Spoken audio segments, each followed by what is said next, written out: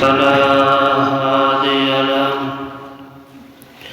ونشهد أن لا إله إلا الله وحده لا شريك له ونشهد أن محمدا عبده ورسوله সমস্ত প্রশংসা আল্লাহ রাব্বুল আলামিনের জন্য, যে মহান আল্লাহ রাব্বুল আলামিন আমাদের সকলকে জুমার দিন, পবিত্রতা অর্জন করে মসজিদে আসার এবং বসার, কিছু কথা বলা এবং শোনার তৌফিক দান করলেন। সেই মহান রব্বুল আলামিনের দরবারে সকলে আমরা শুকরিয়া জ্ঞাপন করি। সকলেই বলি আলহামদুলিল্লাহ। দরুদ ও সালাম বর্ষিত হোক হযরত মুহাম্মদ মুস্তাফা সাল্লাল্লাহু আলাইহি ওয়াসাল্লাম। আজকের জুমার আলোচনার বিষয় হচ্ছে ন্যায়, শুরা, আমানত ও জনগণের অধিকার, ইসলামের আলোকে রাষ্ট্র পরিচালনা। ইসলাম শুধু ইবাদত নয়, সমাজ ও রাষ্ট্রে ন্যায়, জবাবদিহি ও অধিকার রক্ষা এগুলিকেও ইবাদতের অংশ করেছে। আজ আমরা এই মূলনীতিগুলোর আলোকে রাষ্ট্র পরিচালনার নৈতিক দিকগুলি আলোচনা করব ইনশাআল্লাহ। কোরআনে আল্লাহ রাব্বুল আলামিন আমানত ও দায়িত্বশীলতা সম্পর্কে, রাষ্ট্রের ক্ষমতা ও ভোট, পদ সবাই আমানত, এই সম্পর্কে আল্লাহ রাব্বুল আলামিন বলেন, আউযু বিল্লাহি মিনাশ শাইতানির রাজীম, বিসমিল্লাহির রহমানির রহিম, ইন্নাল্লাহা ইয়া'মুরুকুম আন তু'আদ্দুল আমানাতি ইলা আহলিহা। সূরা নিসা 58 নম্বর আয়াতে আল্লাহ রাব্বুল আলামিন বলেন, নিশ্চয় আল্লাহ তোমাদেরকে নির্দেশ দেন আমানত তার হকদারের কাছে পৌঁছে দিতে। যোগ্যতা, সততা ও জবাবদিহি এগুলো ছাড়া ক্ষমতা দেওয়া বা নেওয়া খেয়ানত। যোগ্যতা যদি না থাকে, তাকে যদি দেশ পরিচালনার দায়িত্ব দেওয়া হবে, তাহলে কি হবে? খেয়ানত হবে। তো খেয়ানত থেকে বাঁচতে হবে আমাদেরকে। সততা, যাকে আমরা দায়িত্বশীল বানাবো, ক্ষমতাবান বানাবো, তার মধ্যে সততা থাকতে হবে। এবং জবাবদিহিতা, যদি অন্যায় করে তাহলে তাকে জবাবদিহিতার মধ্যে আসতে হবে। যদি কোনো জবাবদিহিতার আওতায় না আসে, তাহলে অন্যায় করলে জনগণের ক্ষতি হবে। এগুলো ছাড়া ক্ষমতা দেওয়া বা নেওয়া সবগুলি খেয়ানত। তাকে যে প্রেসিডেন্ট হবেন, তিনি একজন আমানতদার হতে হবে। সমস্ত মানুষের তার দায়িত্ব তার উপর করতে হবে। তিনি যেন মানুষের সব দায়িত্বগুলি পুঙ্খানুপুঙ্খভাবে পালন করতে পারে। এগুলি ছাড়া, যদি এগুলি না করে তাকে যদি ক্ষমতা দেওয়া হয়, তাহলে তার উপরে খেয়ানত হবে। শুরা পরামর্শ 2 নম্বর হচ্ছে শুরা পরামর্শ। জনগণের মতামত ইসলাম পরামর্শ ভিত্তিক সিদ্ধান্তকে উৎসাহিত করে। রাষ্ট্রের মধ্যে পরামর্শ ভিত্তিক জনগণের মতামত ইসলাম পরামর্শ ভিত্তিক সিদ্ধান্তকে উৎসাহিত করে। যে কোনো কাজ দেশের মধ্যে করতে গেলে পরামর্শ করতে হবে। কোরআনে আল্লাহ রাব্বুল আলামিন বলেন, ওয়া আমরুহুম শুরা বাইনাহুম। সূরা আশ-শুরা 38 নম্বর আয়াতে আল্লাহ বলেন, তাদের কাজকর্ম পরামর্শের মাধ্যমে সম্পন্ন হয়। জনগণের মতামত গ্রহণ করা, গণভোট, প্রতিনিধিত্বশীল প্রতিষ্ঠান, এসব সূরা নীতির সঙ্গে সামঞ্জস্যপূর্ণ। যে কোনো কাজ করতে গেলে আগে পরামর্শ নিতে হবে, করতে হবে। পরামর্শের মাধ্যমে যদি কাজটি করা হয় তাহলে কেউ ভুল ধরতে পারবে না। এই জন্য সব কিছু কোরআনেও আল্লাহ বলেছেন যে পরামর্শ করে কাজ করো। রাসূল সাল্লাল্লাহু আলাইহি সাল্লাম যখনই কোনো কাজ করেছেন সাহাবীদের সঙ্গে পরামর্শ করে কাজ করেছেন, দেশ পরিচালনা করেছেন। সেই সময় কোরআনেও আল্লাহ বলে দিয়েছেন যে আমরুহুম শুরা বাইনাহুম, তাদের কাজকর্ম পরামর্শের মাধ্যমে সম্পন্ন হয়। এখানে আল্লাহর রহমত থাকে। 3 নম্বর হচ্ছে ন্যায় বিচার ও স্বাধীন বিচার ব্যবস্থা। ন্যায় ছাড়া রাষ্ট্র টিকে না, ন্যায় থাকতে হবে, বিচার ব্যবস্থা শক্তিশালী হতে হবে। কোরআনে আল্লাহ রাব্বুল আলামিন বলেন ইন্নাল্লাহা ইয়া'মুরু বিল আদলি ওয়াল ইহসান। সূরা নাহল 90 নম্বর আয়াতে আল্লাহ বলেন নিশ্চয় আল্লাহ ন্যায় ও সদাচরণের নির্দেশ দেন। ন্যায় এবং সদাচরণের নির্দেশ দেন। ন্যায়ভাবে চলতে হবে, মানুষের সঙ্গে সদাচরণ, ভালো ব্যবহার করতে হবে, কোনো অন্যায়ভাবে কারো কোনো ক্ষতি করা যাবে না। কোরআনে আল্লাহ রাব্বুল আলামিন বলেন ইয়া আইয়ুহাল্লাযীনা আমানু কুনু কাওয়ামিনা বিল কিসত। সূরা নিসা 135 নম্বর আয়াতে আল্লাহ রাব্বুল আলামিন বলেন হে মুমিনগণ, ন্যায়ের উপর অবিচল থাকো। যেখানে ন্যায় থাকবে সেই ন্যায়ের উপরে অবিচল থাকার কথা কে বলতেছেন? আল্লাহ রাব্বুল আলামিন বলতেছেন। অন্যায় যত বড়ই শক্তিশালী হোক না কেন, অন্যায়ের পক্ষে কোনো সাপোর্ট করতে পারবে না। ন্যায় যারা ন্যায় পথে আছে, ন্যায়ের উপরে আছে, তাদেরকে সাপোর্ট করার কথা আল্লাহ বলতেছেন যে ইয়া আইয়ুহাল্লাযীনা আমানু কুনু কাওয়ামিনা বিল কিসত। হে মুমিনগণ, যারা মুমিন, যারা আল্লাহকে ভালোবাসে, যারা মুসলিম, তাদেরকে আল্লাহ বলতেছেন যে ন্যায়ের উপর অবিচল থাকো। বিচার বিভাগের স্বাধীনতা, ইসলামের ন্যায় নীতির বাস্তব রূপ। বিচার বিভাগে ন্যায়ভাবে বিচার করতে হবে।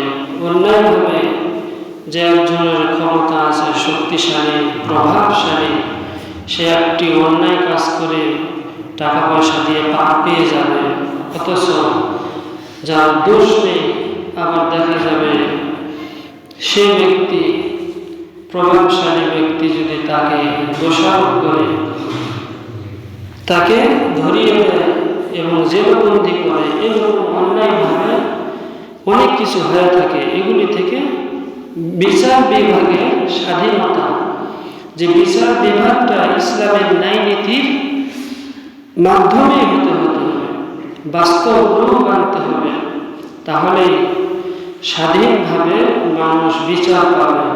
ন্যায় নীতি, ইসলামের ন্যায় নীতির বাস্তব রূপ সারা দেশে প্রকাশ পাবে।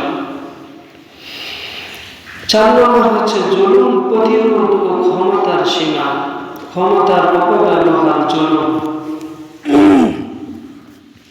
কোরআনে আল্লাহ রাব্বুল আলামিন বলেন ওয়ালা তারকানু ইলাল্লাযীনা যালামু। সূরা হুদ 113 নম্বর আয়াতে আল্লাহ রাব্বুল আলামিন বলেন জালেমদের দিকে ঝুঁকো না। যারা জুলুম করে, অন্যায় করে, তাদের দিকে ঝুঁকো না। দেখা যাচ্ছে যে শাসক অনেক দেশ, পৃথিবীতে অনেক দেশ রয়েছে যে শাসক যারা জনগণ থাকে তাদের উপরে জুলুম করে, অন্যায় করে, তা জনগণ তাকে চায় না, এর উপরে জোর করে থাকে। জালেমদের দিকে ঝুঁকো না। যখন জালেম এরকম দেখা যাবে দেশের মধ্যে, কোনো দেশেই হোক না কেন, সেখানে যারা জনগণ থাকবে তাদের পক্ষে রায় দেওয়া যাবে না, তাদেরকে সাপোর্ট করা যাবে না। আল্লাহ রাব্বুল আলামিন নিষেধ করতেছেন যে জালেমদের দিকে ঝুঁকো না। রাসূল সাল্লাল্লাহু আলাইহি ওয়াসাল্লাম বলেন জুলুম থেকে বাঁচো। কিয়ামতের দিন জুলুম অন্ধকার হবে। জুলুম থেকে বাঁচতে পারছে, ক্ষমতার মেয়াদ সীমা, জবাবদিহি, জুলুম রোধের উপায়, ক্ষমতার মেয়াদ সীমা থাকবে। যে ভালো কাজ করবে সে ধারাবাহিকভাবে দেশ পরিচালনা করবে। আবার দেশের মধ্যে নতুন নিয়ম চালু করতেছে, যে দেখা যায় যে দীর্ঘদিন এক সরকার থাকবে, যদি অন্যায় করে দেখা যায় যে সেই অন্যায়ভাবে থাকতে চায়, জনগণ চাইতে চায়। এই জিনিসগুলি অনেক দেশে হয়, বাংলাদেশেও এর ব্যতিক্রম হয়। যার কারণে সরকার একটি নির্ধারণ করেছে সময়সীমা 10 বছরের উপরে কোনো সরকার থাকতে পারবে না। 5 বছর পর ভোট হবে, সে যদি আবার ভালো কাজ করে তাহলে আবার ভোট বিজয়ী হয়ে আবার 5 বছর ক্ষমতায় থাকতে পারবে। তো জুলুম থেকে বাঁচো। কিয়ামতের দিন জুলুম অন্ধকার হবে। সে সরকার হোক, মানুষ হোক, যে কেউ হোক না, জুলুম করলে কিয়ামতের দিন এই জুলুম, এই অত্যাচার মানুষের জন্য অন্ধকারে রূপান্তরিত হবে, অর্থাৎ জাহান্নামে যেতে হবে। যে ক্ষমতার মেয়াদ সীমা সরকার নির্ধারণ করেছে। জবাবদিহি, জুলুম রোধের উপায়, যে সরকার দেশ পরিচালনা করতেছে, যদি অন্যায় করে তাকে জবাবদিহিতার মধ্যে আসতে হবে, তাকে প্রশ্ন করতে পারবে। এইরকম একটা নিয়ম সরকার চালু করেছে, যে কোনো অন্যায় করলে মানুষ ধরতে পারবে, তাকে জবাবদিহি করতে হবে কেন সে এই কাজ করেছে। এমন দেশ আছে যে অন্যায় করতেছে, যে মানুষ কথা বলার মতো কোনো সুযোগ নেই, কথা বলার পরে তাকে জেলে বন্দি করে ফেলবে সরকার। এমনভাবে বর্তমান যে নিয়ম চালু করতেছেন, যে ভোটের মাধ্যমে যে প্রতিনিধি হবে, জবাবদিহিতার মধ্যে আসতে হবে। যদি কেউ অন্যায় করে কোনো সরকার, তাকে জবাবদিহিতার আওতায় নিয়ে আসতে হবে, আসবেন। 5 নম্বর হচ্ছে প্রতিনিধিত্ব ও নারীর মর্যাদা।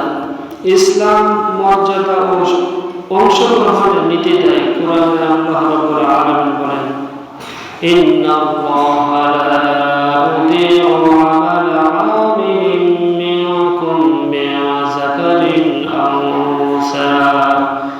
সূরা আলে ইমরান 195 আয়াতে আল্লাহ রাব্বুল আলামিন বলেন, তোমাদের কারো কাজ আমি নষ্ট করি না, পুরুষ হোক বা নারী হোক।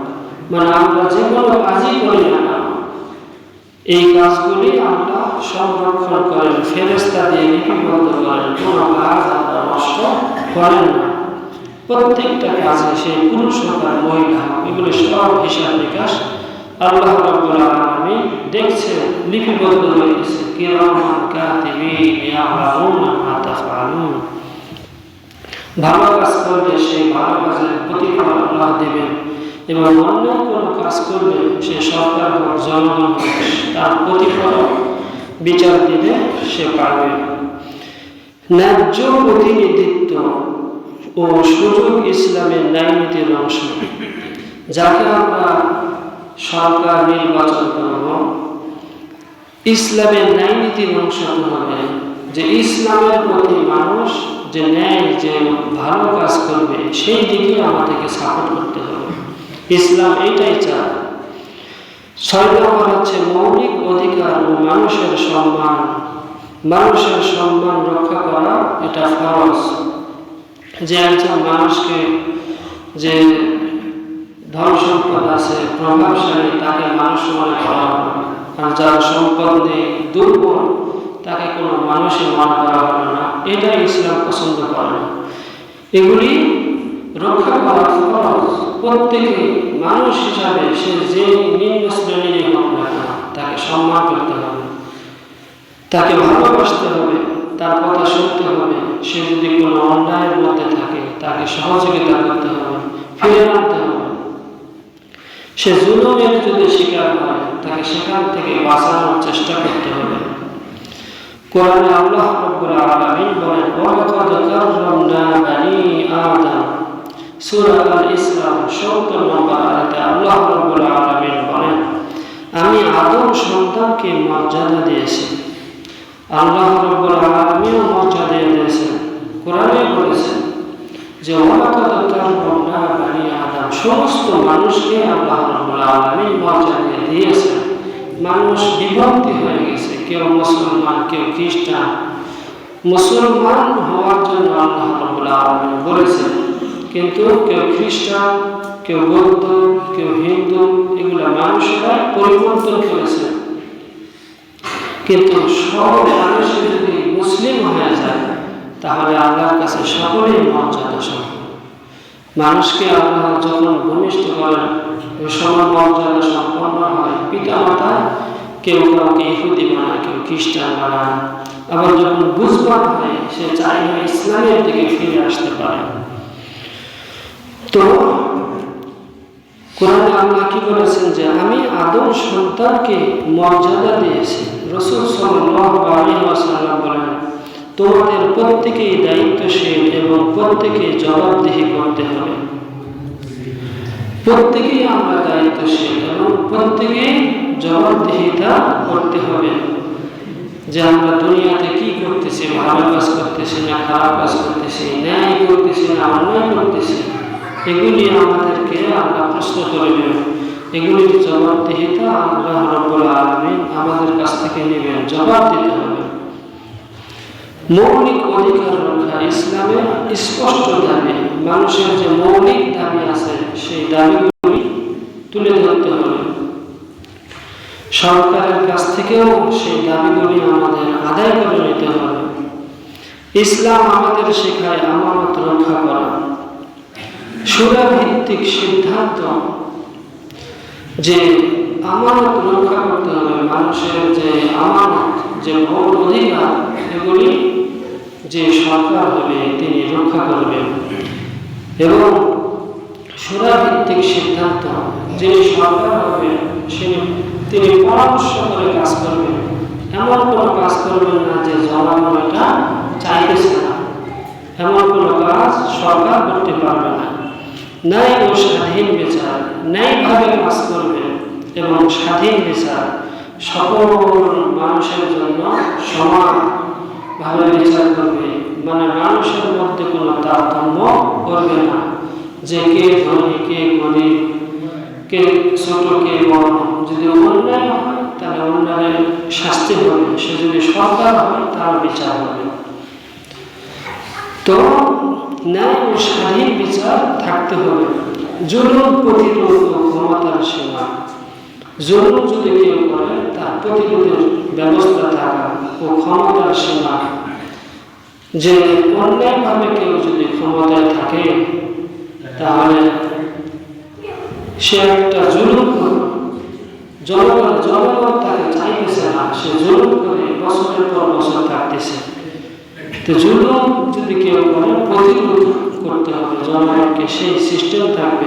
ক্ষমতার সীমা বর্তমান সরকার নিয়ম করে দিয়েছে যে 10 বছরের বেশি থাকতে পারবে না।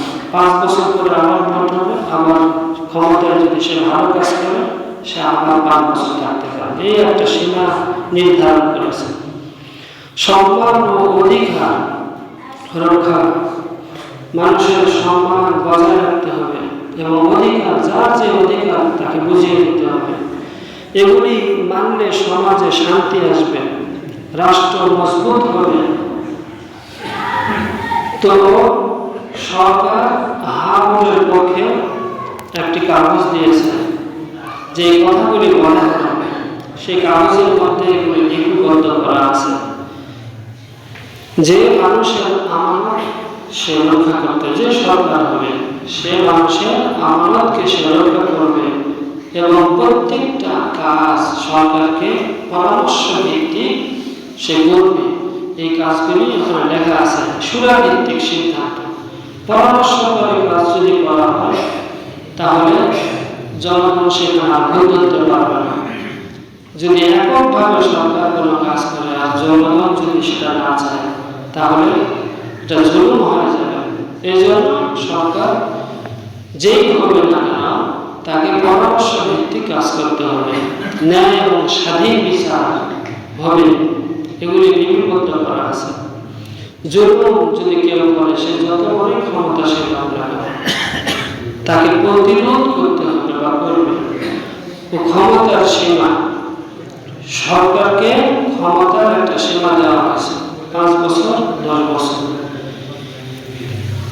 এই জিনিসগুলি একটা কাগজে লিপিবদ্ধ করা থাকবে। আরো অনেকগুলি আছে, সেখানে যদি আমরা এগুলি মানি তাহলে হা বলে করে